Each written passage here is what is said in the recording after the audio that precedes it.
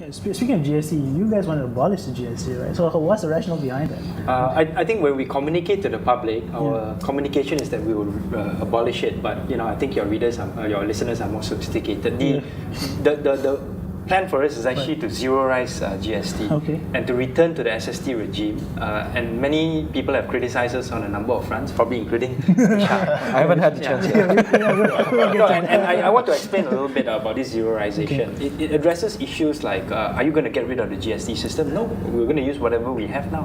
Will it let's say, allow people to avoid tax, because they have previously not been paying tax under the SST system? No, I said they are reporting under the GST.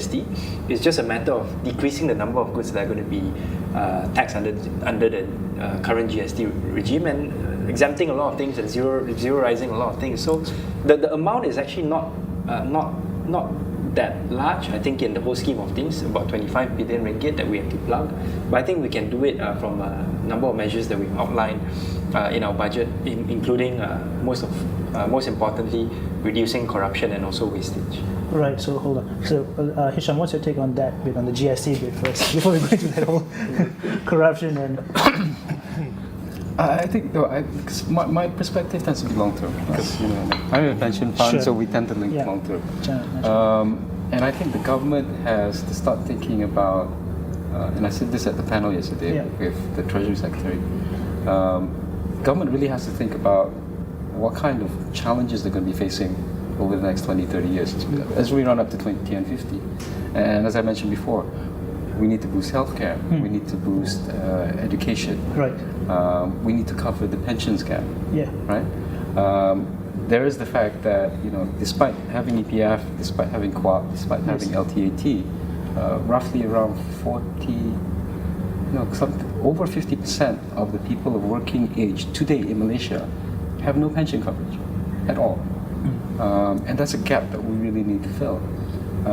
There is the fact that healthcare is rising at 6% per capita per annum, right?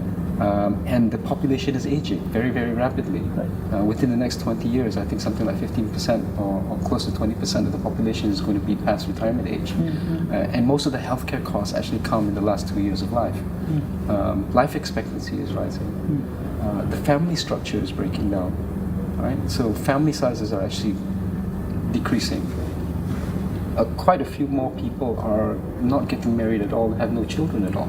Divorce rates are increasing. And divorce rates are increasing. Right. So there is that the model that we're used to, where the kids take care of the parents, is going to break down in the near future, and we have to be ready for that. And that all requires a lot more in terms of fiscal resources to manage. So my perspective is, I'd rather raise taxes right now. Right now. And that's the hugely unpopular thing to say. But that's why he's not a politician. That's why he's so I could say the unpopular thing. But I would rather we really start thinking about how we're going to be able to raise these fiscal resources to address the kind of challenges we're going to face in the future. And the other aspect of it, if you're looking at it from the income side,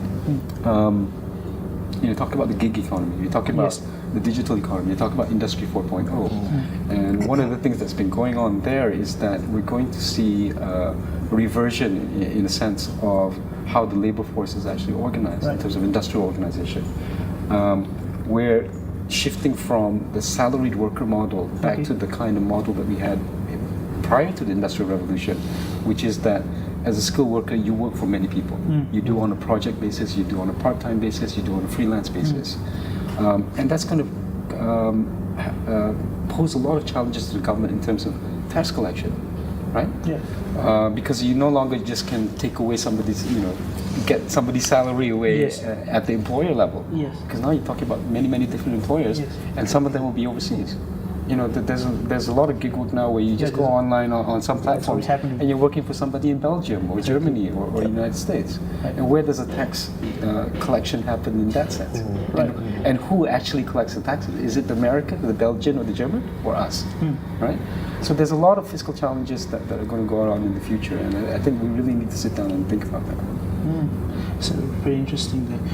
How about you, Ibrahim? What's your perspective of this whole Well, I mean, with respect to the GST, of course, it's a very unpopular introduction. Yeah. That happened 2-3 years ago, and that has significantly affected government popularity. So any kind of move to reduce or zeroize it is bound to be popular by, I think, a big chunk of the voting public. But I think the public also has to be persuaded, how the government is going to meet its obligations with that kind of a shortfall.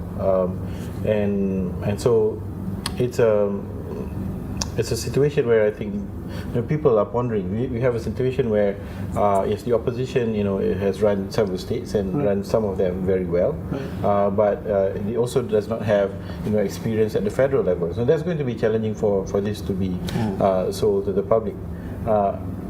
On the flip side of it, having the GST also introduces, I think, a new way of educating the public about how things work, because now everybody's paying tax. By right, everybody ought to be invested in terms of how their tax money is spent. Absolutely.